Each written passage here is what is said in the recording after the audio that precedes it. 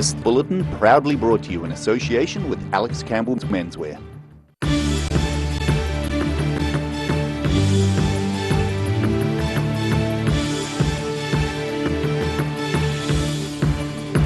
Tonight on the South Today, the Prime Minister has announced more changes to the country's COVID-19 traffic light settings. Meanwhile, a Dunedin businessman is lobbying politicians, promoting a new, quicker and more accurate COVID test. And the Otago Southland Young Farmer of the Year finals were held over the weekend to choose the region's best.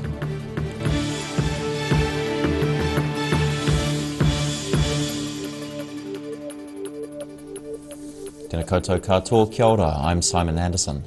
There were 981 community cases of COVID-19 across the country reported today, with 39 in hospital and 19 new cases across the southern DHB region. And Jacinda Ardern and Ashley Bloomfield held a media briefing late this afternoon to advise the nation of more changes to the country's response. A record 981 cases of COVID-19 were reported across New Zealand on Monday. The large number of new infections prompting the Prime Minister and Director General of Health to hold a media briefing late this afternoon. That is why today I can confirm that New Zealand will move to phase 2 of our Omicron plan from 11:59 p.m. tomorrow, Tuesday, the 15th of February. At phase 2 of the red light setting, the focus shifts away from intensive contact tracing, with slightly shorter isolation periods of 10 days for positive cases and 7 for close contacts. Also on the Prime Minister's agenda was the anti-mandate protests happening around the nation, but heavily focused on the lawn outside Parliament. And the fact that it has stepped, in my mind, beyond the protests, given we have seen the ongoing harassment and intimidation of people who are trying to go about their daily lives. So that, for me, steps beyond protest. Protesters have also set up a number of tents and a marquee on the lawn in Dunedin's Upper Octagon, chalking slogans like "End Medical Apartheid." Meanwhile, Year 5 and 6 pupils from Musselburgh School in Dunedin have been identified as close contacts of a local case, and health authorities have asked families to get their children tested. There are still no COVID locations of interest listed in Dunedin, although there are many notified in Queenstown and Central Otago, as cases there continue to rise. In Dunedin, the South Today. With the ramp up to level 2 of the red traffic light framework, a middle ground molecular test is being promoted. The Lucira test kit uses a self-administered nasal swab and fits between the rapid antigen tests and the traditional PCR ones. Dunedin businessman Sir Ian Taylor used it in his own self-isolation trial and says it's more effective than other quick methods. Sir Ian Taylor often needs to travel overseas and has been lobbying the government to adopt quicker and easier COVID-19 testing methods. There is one such option. The Lucira kits have a nasal swab administered by the person themselves, which goes into a tube and are processed in a battery-powered testing device. It's PCR equivalent. It's a LAMP test, Yep. So it's molecular, so it's more focused than a rapid antigen test, which has a big role. The rapid antigen test takes the antigens on the outside. This magnifies the DNA inside. He used the Lucira molecular test himself in his own self-isolation trial last year after returning from an international business trip. It's more accurate than rapid antigen tests and can return a result in half an hour, rather than waiting up to 5 days with a PCR test. He's calling on the Ministry of Health to approve the over-the-counter COVID-19 tests, which he calls a game changer. We've got this here in Dunedin now, so COVID's arrived. So the message is, anyone in Dunedin feeling any symptom whatsoever, go and take a test. Why? So I can go into isolation for 3 days. I don't think I feel that sick, so maybe I won't do it. If I could go down somewhere and do this, I would do it as soon as I felt sick. The kits are already widely used in the likes of Canada and Israel. Sir Ian's been lobbying the government here since 2020, but has now changed his focus to demonstrating the ease and benefits of the Lucira test to opposition members of Parliament. National's COVID-19 spokesperson Chris Bishop can see the merits of the test. I mean, there's a number of advantages. The first is that many New Zealanders will be familiar with the up-the-nose nasal pharyngeal swab test. Very unpleasant. A lot of people don't like it. So the first thing is it's just a quick, swab around the inside of the nose. Not very unpleasant at all. And then the second thing, and the major benefit, of course, just a 30-minute result. More than 2,000 of the tests are being flown to Tonga to assist with their COVID outbreak, funded by a small group of business people. Back here, National List MP Michael Woodhouse has suggested the test could be used by the 5,000 students moving to Dunedin this month to attend university. In Dunedin, the South Today. A carload of children went over a steep bank this morning following a collision in the Dunedin suburb of Kew. The accident resulted in one person being taken to hospital. Police say 2 cars were involved in the incident on Esther Crescent, reported just after 8:30 this morning. A neighbour says he heard a loud bang and saw a green car go over the bank with 3 children in the back seat.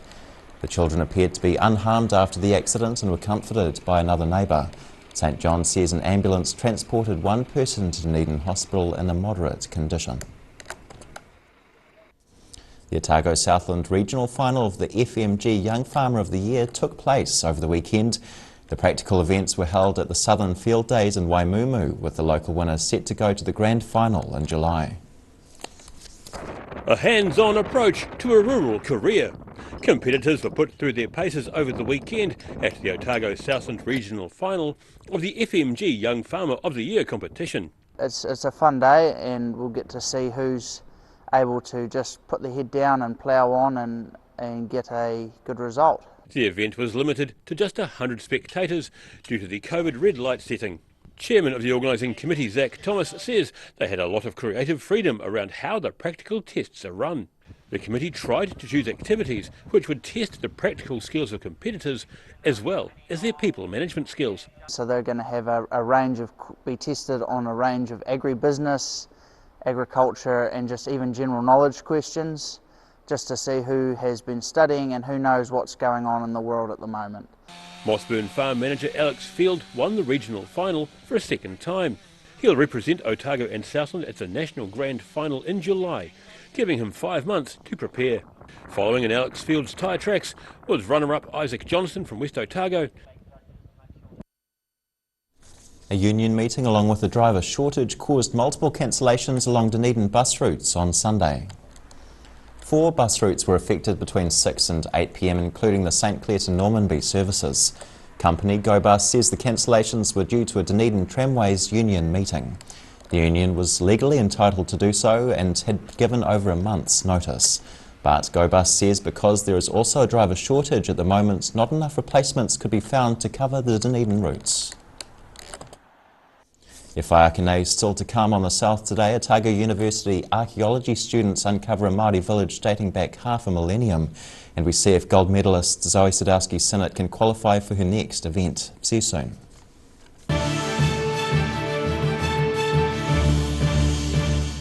Inside are all sorts of innovations from all over China.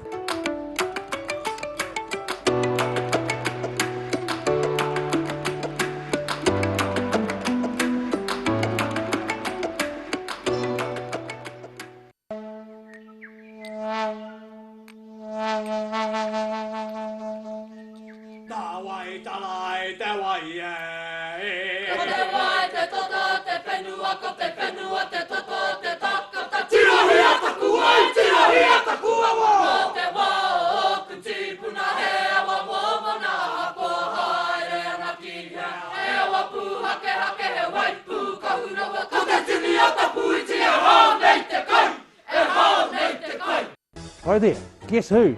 You recognise the eyes? Oh okay, it's a haircut. Anyway, it's Lindsay here from Campbell's Menswear. Our 3 stores are carrying on as usual. Despite what's happening in the world, we have got some great stock for you. Personally, I've spent 50 years in this business and we have some excellent supplier relationships. We've got great stock, it's hand-picked, it's here, it's on time, and it's ready for this great summer. Alex Campbell Menswear, it fits! So, as my favourite cup says, keep calm and carry on. Hi, we're Age Concern Otago. Age Concern Otago hosts a multitude of social activities, including intervals. A poorly maintained heat pump can lose up to 35% of its output. The Mr. Heat Pump Cleaner team are experts. Their specially developed chemical wash is totally biodegradable. Call Mr. Heat Pump Cleaner and get the job done by the professionals. If you're at risk of developing melanoma skin cancer, you owe it to yourself to have a mole map. Mole map is coming to your area. Phone today to make an appointment. It could save your life.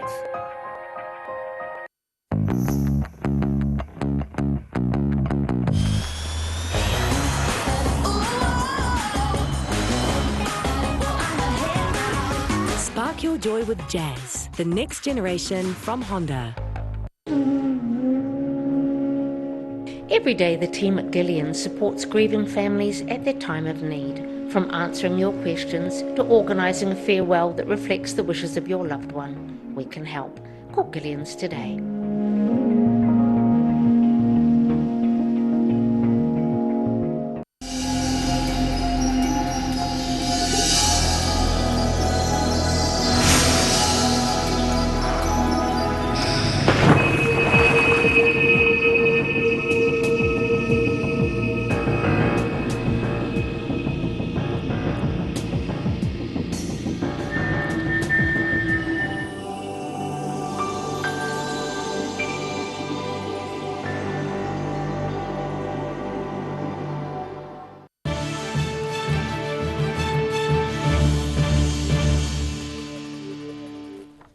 Namaino, welcome back. A dig by archaeology students from Otago University has uncovered the remains of a Māori village dating back to the early 1500s. It's believed the early 16th century settlement near Doctors Point was once occupied by around 50 people shortly after Moa went extinct. Uncovering early Maori history. These undergraduate archaeology students from the University of Otago are examining a small Maori village at Dunedin's Doctors Point, thought to date back to the early 1500s. That's less than 200 years after the first Polynesians made landfall in Aotearoa. Professor Richard Walter says the rubbish pits, called middens, that the students are uncovering can show what the locals were eating back then. Represents a period of major transition. The large resources, the moa, the seal, the sea mammals, they've all gone. So people are learning to really adapt to the marine conditions, the coastal conditions, the marine environment of New Zealand in a new way. Also part of the project is Mauraka Edwards, who counts himself as a descendant of the tangata whenua who lived in the area. At this point now, just wanting to come down and actually see the workings as they are for myself, and also to offer any support that Richard and his team need, so on a cultural basis. So upholding the mana of our people, and it's a really an amazing opportunity for myself as well. Professor Walter says while the fish hooks and stone tools the students uncover will be examined further at the university, they won't end up stored away in some dusty cupboard. The artefacts that come off the site are taken back to the University of Otago under our permits, and they eventually get returned to iwi or to museums, but under a negotiation between iwi and the Crown. He says that while the nearby sea has washed away some of the 500-year-old site, a large portion has remained intact. In Dunedin, the South Today. Oamaru's last surviving Dominican nun is leaving the district to be nearer to other sisters in Dunedin. But before Sister Mary Horn leaves North Otago, she's preparing to sell some of the artwork she's created over 40 years. Sister Mary Horn has led a full life. She became a Dominican nun at 20 and then at age 57 answered a call from God to become an artist. She says many people unfamiliar with her works often expect her art to have a strong religious theme, but she says it's much more subtle and abstract. However, she remains adamant her creations do have a religious message. I have OP at the end of my name, which is Order of Preachers. And my artwork is the way in which I actually preach. I don't stand up in the pulpit and preach, but my art seems to preach. It's 40 years since Sister Mary first attended a drawing class and started making art. Her works have included portraits, such as this one of her parents, and have been exhibited in prestigious galleries across the region. The landscape definitely influences my art, and the people of North Otago influence my art. So I did a series of wise women, and they're all based on North Otago women. And that was a lovely exhibition we had at the Forrester Gallery. But now it's time for her to leave the Waitaki after finding her current Tesha maker's home south of Oamaru increasingly difficult to look after. She'll be the last of 140 years of Dominican nuns who've served the Catholic community in North Otago. I'm the last sister living in Oamaru, and when I get to Dunedin I'll be just round the corner from other sisters, which will be very nice. Over the years, Sister Mary's created thousands of artworks, and she's aiming to sell as many as she can before moving. An exhibition of her life's work will open this Saturday at the Crafted Gallery in Oamaru's Harbour Street. In Oamaru, the South Today. Wanaka-based Olympic snowboarder Zoe Sadowski-Sinnott has qualified top this afternoon for tomorrow's snowboard big air final in Beijing. Here we go, here comes Zoe. Fans in Wanaka turned up to watch the big air heats live on the giant screen at Cadrona Base Camp. Zoe put in a near perfect performance in the heats to become top qualifier in the women's big air event. She approaches the final with a strong chance of winning a second gold medal for the Games in Tuesday's final. However, Kiwi teammate Kul Wakushima was forced to withdraw from the qualifying heats after suffering a tailbone injury in training. The Highlanders got a decent workout over the weekend with a game of three halves in Queenstown. Their final pre-season match against the Chiefs and then the Blues was cobbled together to give players the runaround. The Highlanders had been due to face Moana Pacifica, but that game had to be cancelled after 7 members of the opposition tested positive for COVID-19. All 6 New Zealand-based Super Rugby Pacific teams have shifted to Queenstown for at least the first 3 rounds of the competition. In the game of three halves, the Highlanders were beaten by the Chiefs but won their game against the Blues. Coach Tony Brown says the hit-out has solidified his lineup for the Highlanders' opening match. We've got a bit of a team in mind around who's going to start and who's going to come off the bench. But I think there is good competition within our squad. A lot of the younger players have put their hands up. I think, if you look at Scott Gregory and even Josh Temu today were pretty impressive in the backs. And then, I thought both our full packs performed really well. The Highlanders will open their Super Rugby Pacific campaign against the Chiefs on Saturday.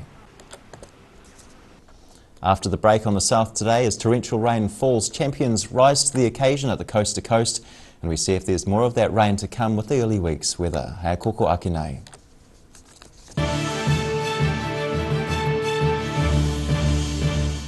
Inside are all sorts of innovations from all over China.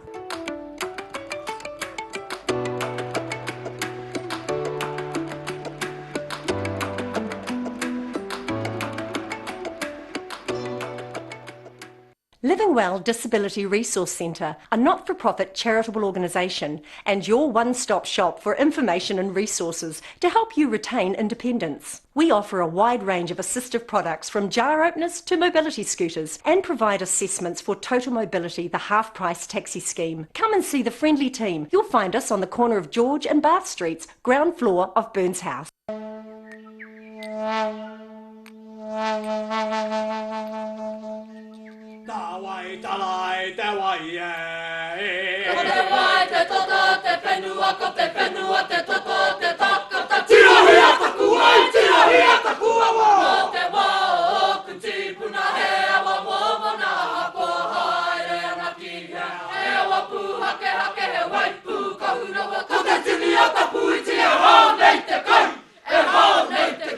If you're at risk of developing melanoma skin cancer, you owe it to yourself to have a mole map. Mole map is coming to your area. Phone today to make an appointment. It could save your life. Every reason, every season, we're proud to dress the region. Alex Campbell Menswear, it fits.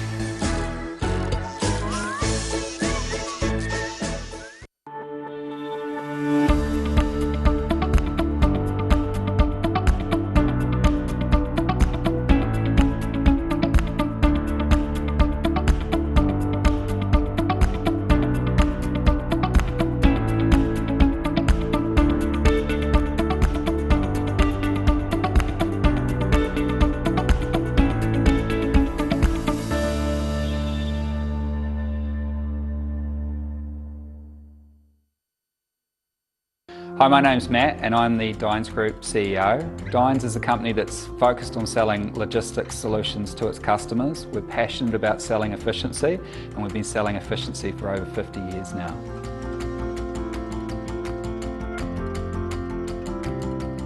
MTF Finance can help you turn the key on your next vehicle with a loan made just for you. TCs and lending criteria apply. A poorly maintained heat pump can lose up to 35% of its output. The Mr. Heat Pump Cleaner team are experts. Their specially developed chemical wash is totally biodegradable. Call Mr. Heat Pump Cleaner and get the job done by the professionals.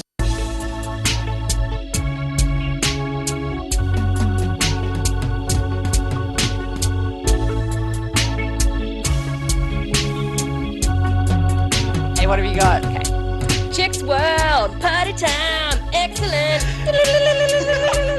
Love it!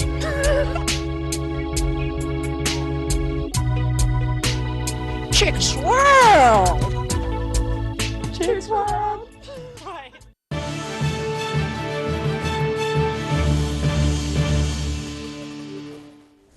Hoki mai anō. Torrential rain and high river levels made for a gruelling longest day race over the weekend on the coast to coast.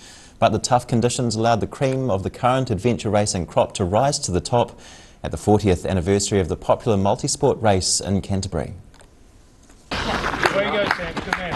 A very long day and a Wanaka treble on Saturday at the 40th running of the longest day coast-to-coast race. Leading the field home was late entrant Braden Curry, the first of a number of hardy Wanaka-based adventure racers. The Ironman champion only decided to enter a few days earlier, but produced a masterful performance, easily earning his fourth coast-to-coast title. Curry completing the shortened 243-kilometre journey in 9 hours 45 minutes. Brendan, tell us about your day. Oh mate, well, you just got to laugh, don't you? It was probably one of the funniest days of racing out there for me. Fellow Wanaka competitor and 2 times coast-to-coast winner Dougal Allen limped home in second place 28 minutes later.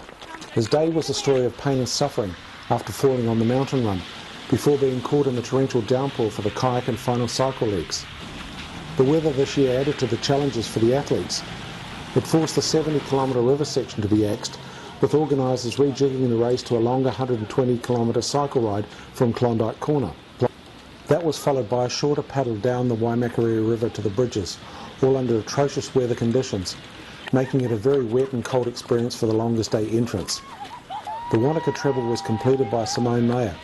She broke the tape first in the elite women's field for back-to-back victories, leading all the way to record a time of 11 hours 52 minutes, capping off what was also her 42nd birthday. In Christchurch, the South Today. And now recapping tonight's top stories on the South Today. The Prime Minister has announced more changes to the country's COVID-19 traffic light settings, with the red light rules moving to phase 2. Meanwhile, Dunedin businessman Sir Ian Taylor is lobbying politicians, promoting a new, quicker and more accurate COVID-19 nasal test. And the Otago Southland Young Farmer of the Year finals were held over the weekend, aiming to choose the region's best to compete on the national stage.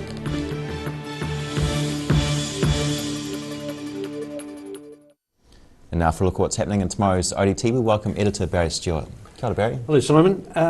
As you've already mentioned, we're heading to phase 2 of our response to Omicron, and of course we'll have more details on what all that means to us. Essentially, it means a little bit more self-management and control, but it follows 981 new cases reported in the community today. So, gosh, it's ramping up quickly, isn't it? Certainly is. Also, have a wrap at what's happening in the Southern District, and of course, again, those cases. I haven't got the numbers in front of me, but up to 40, I think, in the region today. So, and of course, more cases in Queenstown.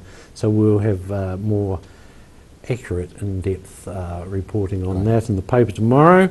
Dunedin City Council meeting, the fireworks continue. It was a meeting on the Central City development, and it descended into chaos. Right.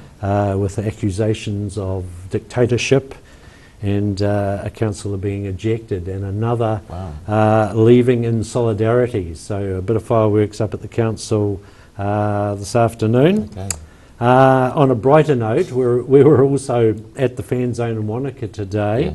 As Zoe Sadowski-Sinnott qualified top in the Big Air final, for the Big Air final at the Winter Olympics. So fingers crossed tomorrow Zoe does the business and brings home a second gold medal, which would be just amazing. Fantastic. Yeah. That's great, Barry. Thank you. Thank you.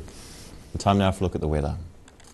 Tonight's weather proudly brought to you by Mole Map. Starting with today's southern view taken of birds resting on the Octagon's newest sculpture. Looking at the situation, a weakening cold front moves onto the region tomorrow night, preceded by warmer northwesterly airflow and followed by cooler, showery southwesterly airstream. To the centres now, and the sun peeks through the patches over the whole north of the island tomorrow, Greymouth and Westport with sun and cloud on 20 and 21 degrees. About the same in the northeast, between 21 and 22.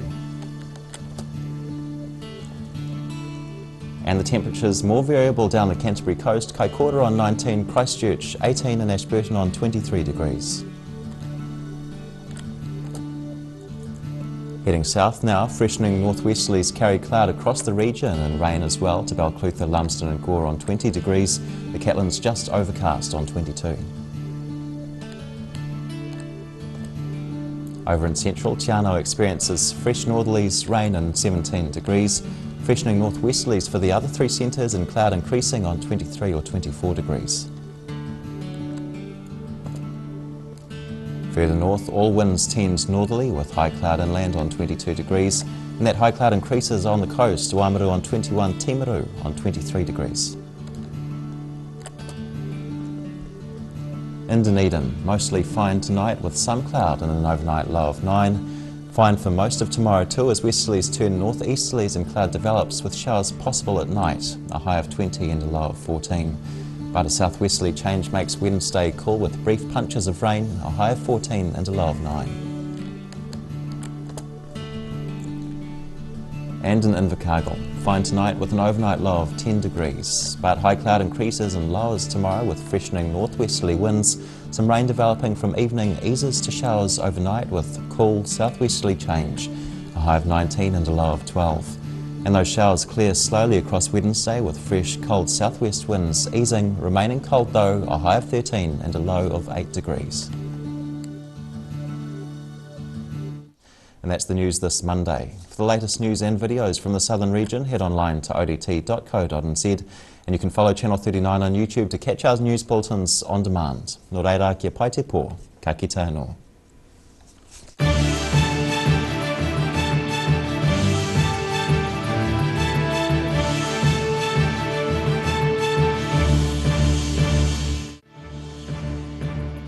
This bulletin proudly brought to you in association with Alex Campbell's Menswear. Public interest journalism funded through New Zealand On Air.